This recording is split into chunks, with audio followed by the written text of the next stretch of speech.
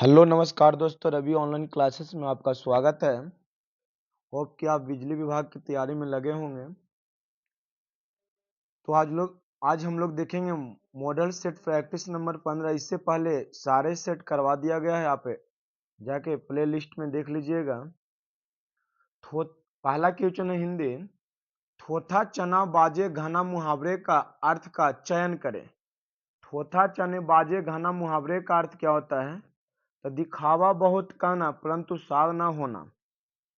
थोथा चना बाजे घने मुहावरा का अर्थ है दिखावा बहुत करना परंतु सार ना होना। जैसे मान लो वह 2 बार नौवीं में फेल हो चुका, जैसे कि होशियार है, वही कहावत साबित हो गया। थोथा चना बाजे घना।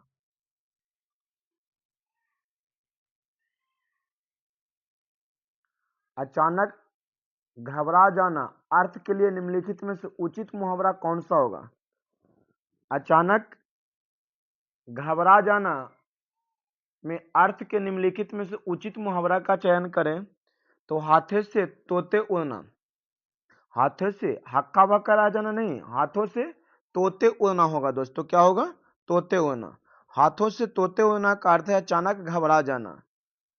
जैसे मान ले परीक्षा में कठिन कठिन परीक्षा पत्र देखकर मेरे हाथों से तोते उड़ गए। इनमें असंगत विलोम शब्द का जोड़ा कौन सा है? तो असंगत का हो जाएगा दोस्त सखा। दोस्त सखा। दिए गए विकल्पों में दोस्त सखा सही उत्तर नहीं है। दोस्त का विपरीतार्थक होता है दुश्मन, सखा का होता है शत्रु। सखा का क्या होता है? शत्रु। बोध शब्द का समानार्थी शब्द क्या होता है दोस्तों? तो बोध शब्द का समानार्थी शब्द होता है अनुभूति। क्या होता है? अनुभूति। दिए गए विकल्पों में से किल्मिश का समानार्थी शब्द चुनिए। तो समानार्थी शब्द हो जाएगा पाप। क्या हो जाएगा? पाप। किंचित किंचित तत्सम शब्द का तद्भव शब्द बताइए। किंचित तत्सम किंचित शब्द जो है ना, उसका तत्सम शब्द का तद्भव शब्द क्या होगा दोस्तों? तो यहां हो जाएगा कुछ। क्या हो जाएगा? कुछ। दोस्तों, दिए गए शब्दों में किंचित शब्द तत्सम है, जिसका तद्भव रूप कुछ होगा। क्या होगा? कुछ। ऐसे शब्द जो संस्कृत में जो के त्यों के लिए प्रयोग किया जाता है वो तत्सम होते हैं।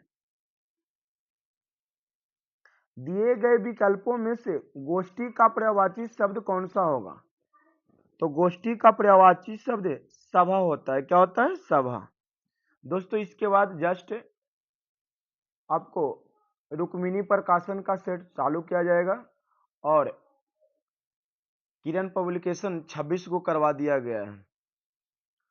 आप उपसर्ग दिए गए विकल्पों में किसके साथ प्रयुक्त हो सकता है? तो देखिए, आप उपसर्ग दिए गए विकल्पों में किसके साथ प्रयुक्त हो सकते हैं? तो अपमान बन सकता है। अपजय नहीं, अपमान बनेगा। क्या बनेगा? अपमान। आप उपसर्ग से बनने वाले शब्द है अपमान, अपशब्द, अपनापन, अपराध, ये सब बनेगा। हिंदी वर्तनी के आधार पर सही वाक्य का चयन करें। मतलब शुद्ध शब्द का चयन करें। तुम इसके दाम देते जाओ। तुम इसका दाम देते जाओ। तुम इसके दाम देते जाओ। तो ऑप्शन नंबर 1 करेक्ट होगा, तुम इसके दाम देते जाओ।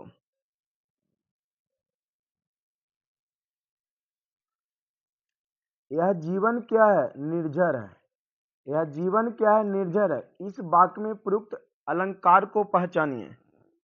तो इसमें हो जाएगा रूपक अलंकार। क्या हो जाएगा दोस्तों? रूपक अलंकार। यहां से देखिए दोस्तों, इंग्लिश है। इंग्लिश दोस्तों खुद कीजिएगा, हम आंसर बता देते हैं। Select the most appropriate meaning of the idiom given in bold or underline in the following question hard and fast। तो 11 के राइट आंसर होगा option number C. that cannot be changed in my maintenance. Select the most appropriate meaning of the given idiom. तो 12 के क्या होगा दोस्तों? D option. 13 क्या होगा? तो 13 का होगा कार्डियोलॉजिस्ट, ऑप्शन नंबर सी। 14 क्या होगा? तो ऑप्शन नंबर सी। 15 क्या होगा? Select the most appropriate option to fill in the blanks. English देखिए ना, हम जानते बस आपको टिक कर शायद आप मार सके इसलिए आंसर बता देते हैं। तो 15 के क्या होगा? Option number B. अब देखिए रीजनिंग देखिएगा। निर्णय कीजिए कि कौन सा निष्कर्ष दिए गए कथन का तर्कपूर्ण अनुसरण करता है। राजनेता केवल सुंदर लड़कियों से शादी करते हैं, जबकि एक्स सुंदर है। एक्स क्या है? देखिए एक्स राजनेता से शादी करेगी। हाँ, राजनेता केवल सुंदर लड़कियों से शादी करते हैं। एक्स सुंदर है तो हो सकता है शादी करेंगे। एक्स राजनेता से शादी नहीं करेंगे, हो सकता है शादी नहीं भी कर सकती है, ऐसा भी हो सकता है। तो या तो एक या एक दोनों, या तो एक या तो दो अनुसरण करता, दोनों अनुसरण नहीं करेगा। या तो कर भी सकते हैं या तो ना भी कर सकते, इसलिए ऑप्शन नंबर इसका सी करेक्ट आंसर होगा।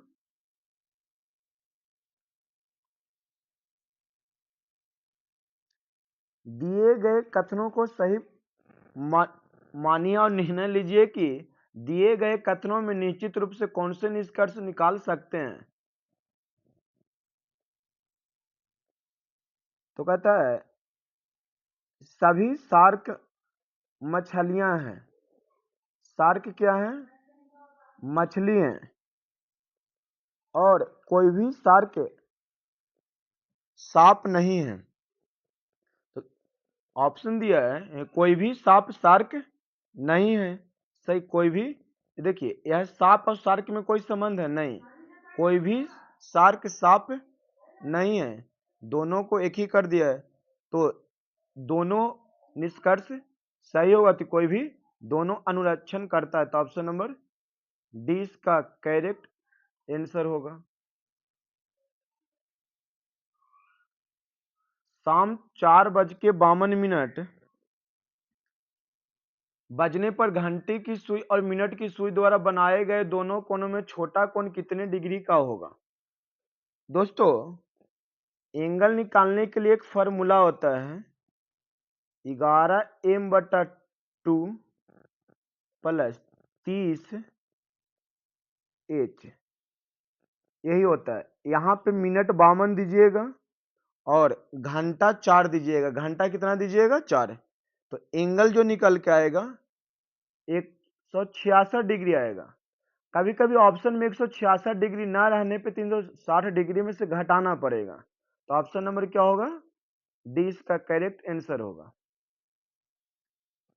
यदि आगामी कल के 3 दिन बाद 15 जून पड़ता है तो जो कि शुक्रवार है, तो महीने की अंतिम तारीख को कौन सा दिन पड़ेगा? दोस्तों आगामी 3 दिन बाद मतलब आज के आगामी कल के 3 दिन बाद, तब मान लीजिए कि ये हो गया कल, इसके 3 दिन बाद 15 तारीख है। 3 दिन बाद 15 तारीख है, तो 15, 14, 13, 12, तो 11 की बात बोल रहा है। तो शुक्रवार है, 15 जून को शुक्रवार है, तो महीने की अंतिम तारीख का कौन सा दिन होगा? तो 11 जो कि शुक्रवार है, जिस दिन 11 तारीख को शुक्रवार है, 11 तारीख को कौन सा दिन है? शुक्रवार। तब 15 तारीख की बात बोल रही है, 15 तारीख। तो 15 तारीख 3 जून पड़ता है, तो घटना किस दिन का? 11 तारीख का। किस दिन का? 11 तारीख का। तो 11 तारीख के शुक्रवार है, 11 तारीख के शुक्रवार है, तो 11 में 7 जोड़ेंगे 18, 18 में 7 जोड़ेंगे 25, 25, तो 25 के भी शुक्रवार हो गया। तो शुक्रवार 25 को शुक्रवार तो 30 जून 30 तारीख को महीना लगता है। तो जून में 25 में 5 जोड़िएगा तो क्या आएगा? शनिवार, रविवार, सोमवार, मंगलवार, बुधवार। तो राइट आंसर क्या होगा? बुधवार। इस आकृति में केवल आयत की संख्या बताना है, तो आयत की संख्या 42 होगी। जिस प्रकार एकाकी संघीन से संबंधित है, उसी प्रकार मात्रा किससे संबंधित होता है दोस्तों? तो परिमाण से। किससे? परिमाण से। एक पंक्ति में दीप्ति और मोहन का स्थान क्रमशः बाएं से 14वां और दाएं से 9वां है। यदि वे अपना स्थान परस्पर बदल लेते हैं तो मोहन दाएं से 21वें स्थान पर होगा। अब दाएं से दीप्ति का स्थान और पंक्ति में व्यक्तियों की कुल संख्या ज्ञात कीजिए। इसमें और कुछ त्रुटि है, समझ गए? देखिए 21 और 14 जोड़िएगा तो 35 होगा। अब एक माइनस कीजिएगा तो 34। आदमियों की संख्या मतलब व्यक्ति की संख्या कितना हुआ? 34। अब कहता है कि दीप्ति का स्थान बताइए स्थान बदलने पे। तो दीप्ति का स्थान बदलने पे जो स्थान हो जाएगा, तो देखिए 21वें स्थान, सॉरी 13वें स्थान के भी यहाँ अगर 11वां घटा दिया जाए तो 13वां हो जाएगा। और इसमें और जो त्रुटि दिया है ना, वो 11 नहीं दिया है। तो 11 + 8 तो 26वां स्थान होगा। तो बाएं से यहाँ पे क्वेश्चन में त्रुटि है, तो इसका ऑप्शन राइट आंसर क्या होगा? तो सी होगा। 1 से 94 प्रश्न का उत्तर देता है और उसे 141 अंक मिलते हैं। यदि प्रत्येक सही उत्तर के लिए 4 अंक दिए जाते हैं और प्रत्येक गलत उत्तर के लिए 1 अंक काटा जाता है, तो x द्वारा दिए गए गलत उत्तरों की संख्या बताएं। एक से कोई व्यक्ति है जो 94 प्रश्नों का उत्तर देता है, तो उसे कितना मिलता है? 141 अंक मिलते हैं। यदि प्रत्येक सही उत्तर के लिए उसे 4 अंक दिए गए हैं, कितना दिए गए हैं?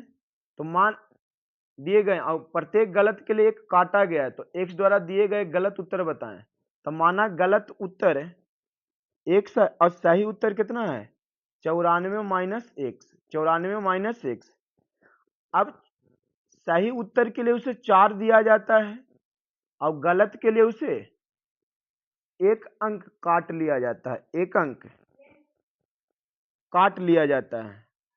1 अंक काट लिया, कितना अंक प्राप्त होता है? कुल 141। यहां से हल कीजिएगा, x बराबर आएगा 47। x बराबर 47। होप आप समझे होंगे। x माना कि गलत अंक प्रश्नों की संख्या x है, तो सही कितना होगा? 94 - x। अगर x 94 में से घटा देंगे तो सही निकलेगा, और सही के लिए 4 अंक दिए जाते हैं और गलत में से 1 घटा दिए जाते हैं। गलत में से 1 घटा दिए जाते हैं, इसलिए x - 1 से यहाँ गुना होगा। देखिए 94 - x गुने 4 प्लस x गुने -1 बराबर 141। हल कीजिएगा, x का मान आएगा 47। सही तो गलत पूछा था ना, तो गलत 47 हो जाएगा, और सही पूछता तो 94 में से घटा देते हैं।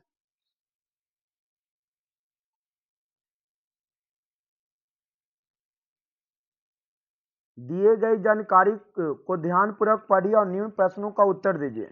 देखिए वेन डायग्राम से रिलेटेड है। निम्न आकृति में छोटा चतुर्भुज उन व्यक्तियों को दर्शाता है जो फ्रेंच है, और त्रिभुज चाइनीज को, बड़ा चतुर्भुज तुर्की को, और छोटा वृत्त जो है उड़िया को दर्शाता है। तो कहता है फ्रेंच और उड़िया जानने वाले व्यक्तियों की संख्या बताएं। तो देखिए फ्रेंच ओनली 12 जानता है, लेकिन उड़िया और फ्रेंच दोनों कितना जानता है? 5। कितना जानता है? 5। अब उड़िया जानने वाला 8 भी है, 11 है जो सिर्फ उड़िया जानता है, लेकिन 2 जो है ना, जो उड़िया भी जानता है और फ्रेंच भी जानता है, तो +2 हो गया, तो कितना हो गया? दोनों 7। कितना हो जाएगा राइट आंसर? तो ऑप्शन नंबर बी।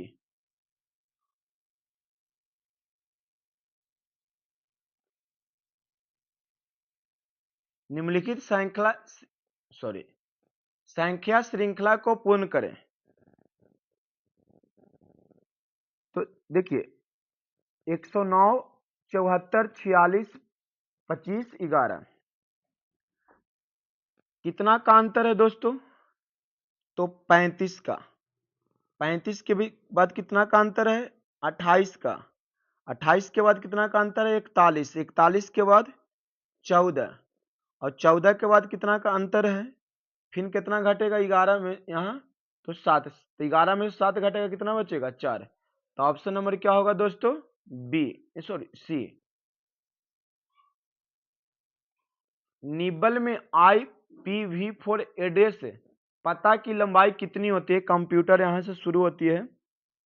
तो निबल में IPv4 एड्रेस की लंबाई होती है 8 निबल्स। कितना होता है दोस्तों? 8 निबल्स।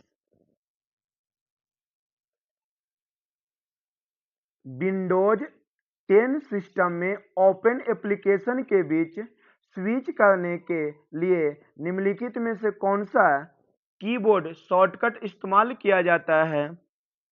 विंडोज 10 सिस्टम में ओपन एप्लीकेशन के बीच स्विच करने के लिए निम्नलिखित में से कौन सा कीबोर्ड शॉर्टकट इस्तेमाल किया जाता है दोस्तों? अल्टरनेट प्लस टैब का उपयोग किया जाता है। राष्ट्रीय सुपर कंप्यूटिंग मिशन के तहत हाल ही में कमीशन किए गए सुपर कंप्यूटर परम प्रवेगा की क्षमता कितनी है दोस्तों? तो 3.3 पेटाफ्लॉप्स। 3.3 पेटाफ्लॉप्स। निम्नलिखित कथनों में से कौन सा कथन सत्य है?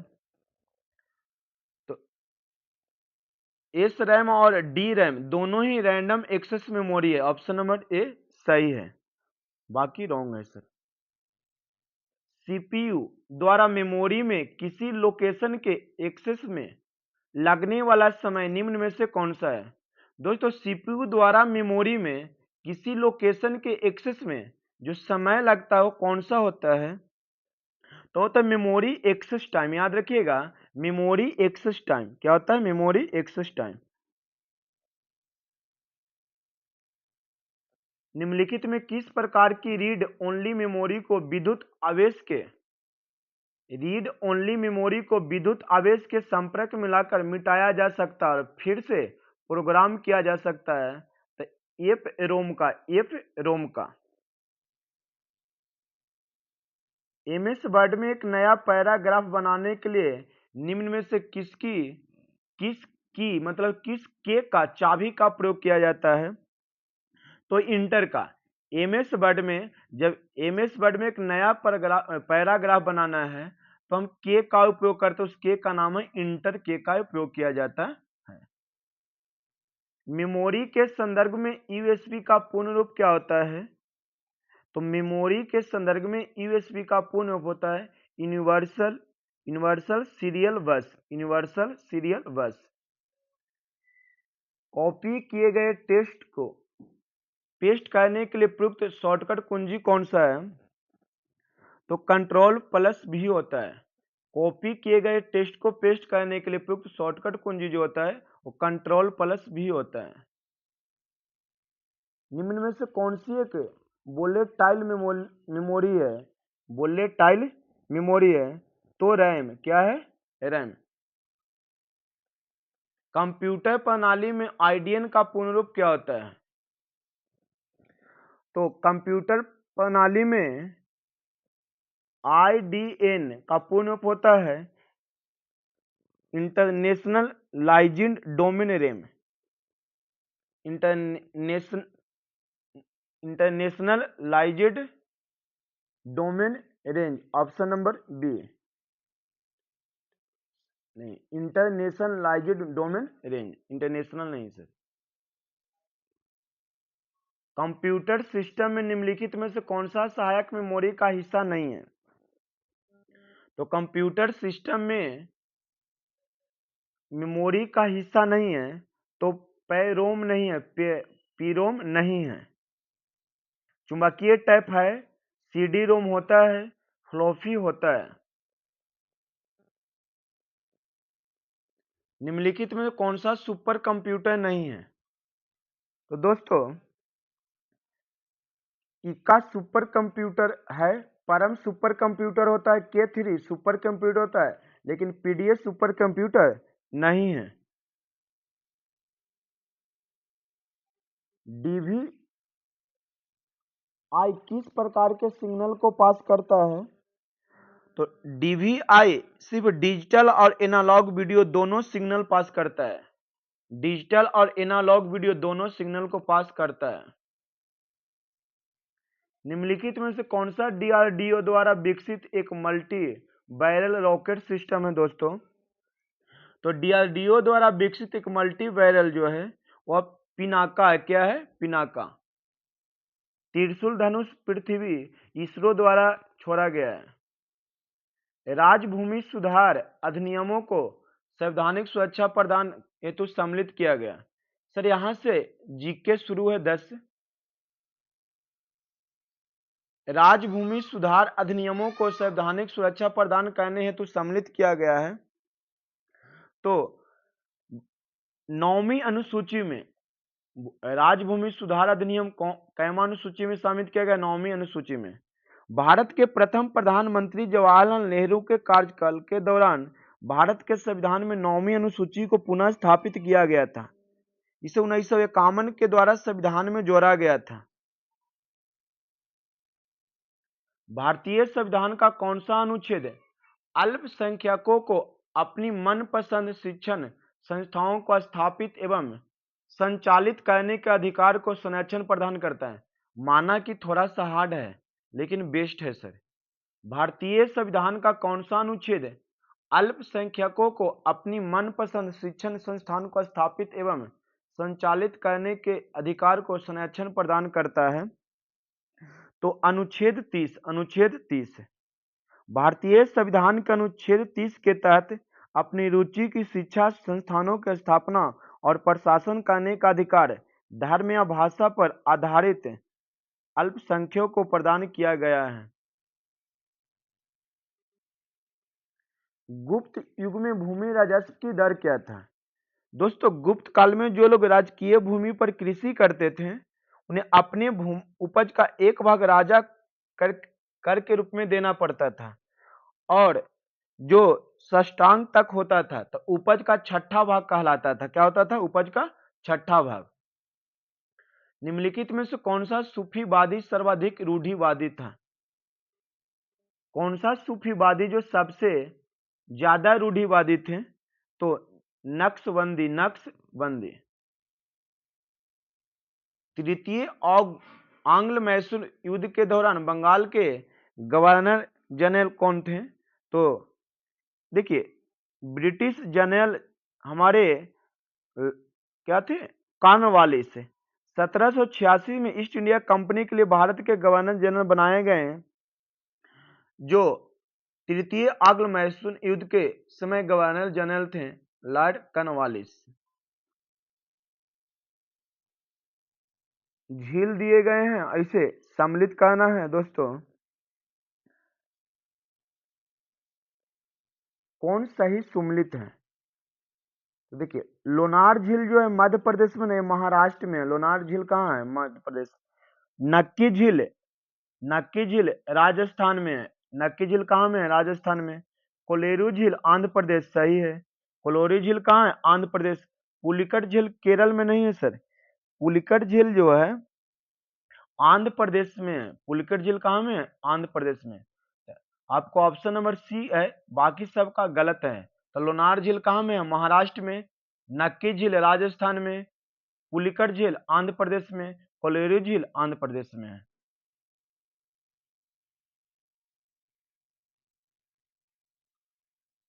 क्वेश्चन नंबर 49 47 है ना, सॉरी। वस्तु एवं सेवा कर निम्नलिखित में कौन सा कर शामिल नहीं किया गया है? तो जीएसटी हमारे वस्तु एवं सेवा कर में निम्नलिखित में से कौन सा कर शामिल नहीं किया गया है? तो सीमा शुल्क। सीमा शुल्क। जुलाई 2017 में से पूरे देश में वस्तु एवं सेवा कर जीएसटी लागू कर दिया गया, जिसमें सीमा शुल्क पे शामिल नहीं किया गया। किसी वस्तु की कीमत में वृद्धि से क्या अभिप्रेरित है? तो किसी वस्तु की कीमत में वृद्धि से क्या अभिप्रेरित है? तो मुद्रा के मूल्य में गिरावट और वस्तु के मूल्य में वृद्धि, वस्तु के अगर मुद्रा के मूल्य में गिरावट और वस्तु के मूल्य में वृद्धि हो रही है तो कीमत के मूल्य में वृद्धि का अभिप्रेरित करता है। निम्नलिखित में से कौन सा थर्मल पावर प्लांट बिहार में स्थित नहीं है? तो दोस्तों ओरैया, ओरैया जो है उत्तर प्रदेश में है। ओरैया कहाँ पड़ता है? उत्तर प्रदेश में है। शेष सभी बिहार के थर्मल पावर प्लांट हैं। बरौनी बेगूसराय में, कहलगांव भागलपुर में, और बाढ़ कहाँ में है? तो बख्तियारपुर में पड़ता है। किस अंतर्राष्ट्रीय संगठन ने 2023 को अंतर्राष्ट्रीय बाजरा वर्ष घोषित किया है? तो संयुक्त राष्ट्र ने। अंतर्राष्ट्रीय संगठन 2023 को अंतर्राष्ट्रीय बाजरा वर्ष घोषित किया तो संयुक्त राष्ट्र ने। तो ऑप्शन नंबर 20 का करेक्ट आंसर होगा। इसके बाद हम पार्ट 2 में सिर्फ ओनली देखेंगे टेक्निकल 50 क्वेश्चन। तो आप इतना में अगर 20 से 25 क्वेश्चन भी लाते हैं दोस्तों 50 में टेक्निकल छोड़ के और टेक्निकल में 35, तो आप अच्छे स्कोर में हैं। थैंक यू दोस्त।